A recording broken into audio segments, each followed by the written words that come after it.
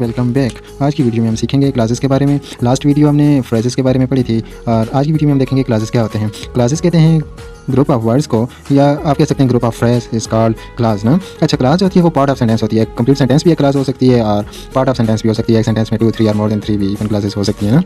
सो classes जो होंगी वो पार्ट ऑफ सेंटेंस आप कह सकते होती है। अच्छा, जो क्लासेस होती हैं वो कंप्लीट मीनिंग्स देती हैं एज कम्पेयर टू आपने फ्रेज देखा था, फ्रेज कंप्लीट मीनिंग्स हमें नहीं देते। ये क्यों कंप्लीट मीनिंग्स देती हैं? क्योंकि इनके पास अपना सब्जेक्ट और वर्ब होते हैं। सो क्लास मिलकर बनती है सब्जेक्ट और वर्ब के साथ ना। लाइक हमारे पास एक क्लास है, he is playing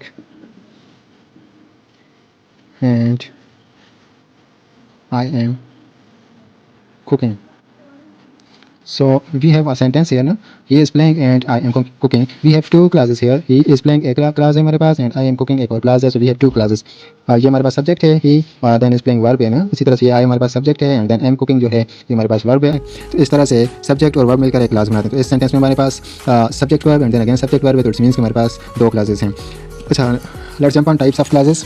हमारे पास 2 टाइप्स होती हैं क्लासेस की। एक को कहते हैं मेन क्लास और इसका दूसरा नाम है इंडिपेंडेंट क्लास भी इसे कहते हैं, और दूसरी है सबऑर्डिनेट क्लास और डिपेंडेंट क्लास। अच्छा, ये दोनों एक दूसरे के अपोजिट होती हैं। मेन क्लास जो होती है जैसे इंडिपेंडेंट क्लास भी कहते हैं ना, ये main class can stand alone, ये अकेली रुक सकती है। अगर मीन्स के मेन क्लास अकेली भी हो तो आपको मीनिंग्स कंप्लीट समझ आ जाते हैं। जैसे ये दोनों मेन क्लासेस हैं ना, he is playing and I am cooking, तो दोनों मेन क्लासेस हैं। तो मेन क्लास होती है, अगर आप यहाँ पे भी फुल स्टॉप लगाएं तो आपको मीनिंग समझा सकते हैं ना। ही इज प्लेइंग, सो बात खत्म, आपको क्लियर है, समझ आ रही है। और आई एम कुकिंग, तो ये भी कंप्लीट मीनिंग दे रहा है। तो जो मेन और इंडिपेंडेंट क्लास होगी वो आपको कंप्लीट मीनिंग देगी और इट कैन स्टैंड अलोन।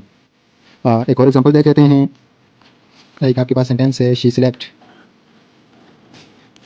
सो ये एक आपके पास सेंटेंस भी हो सकता है शी स्लेप्ट, और ये क्लास भी हो सकती है। सो शी स्लेप्ट आपको मीनिंग्स क्लियर है, सब्जेक्ट है और आपके पास वर्ब है और मीनिंग क्लियर है, तो इट्स मीन्स ये इंडिपेंडेंट क्लास है। इसको समझने के लिए आपको किसी और क्लास की तरफ नहीं देखना पड़ रहा, मीनिंग्स क्लियर है। सो इट्स मीन्स कि ये मेन क्लास होगी। वेयर एज जो सबऑर्डिनेट और डिपेंडेंट क्लास होती है, सो इसके नाम से पता चल रहा है ना, डिपेंडेंट क्लास है, ये डिपेंड कर रही है मेन क्लास पे। इसके मीनिंग्स को समझने के लिए आपको मेन क्लास देखनी पड़ेगी। So it can't stand alone, ये जैसे आपके पास मेन क्लास थी, सो ये इट कैन स्टैंड अलोन ना, शी स्लेप्ट, सो ये खुद ही काफ़ी है मीनिंग समझाने के लिए। But subordinate can't stand alone, ये क्लास अकेली नहीं रुक सकती, इसको समझने के लिए किसी और क्लास की तरफ देखना पड़ता है, मेन क्लास समझनी पड़ती है।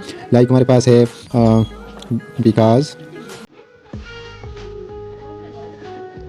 Because she was tired.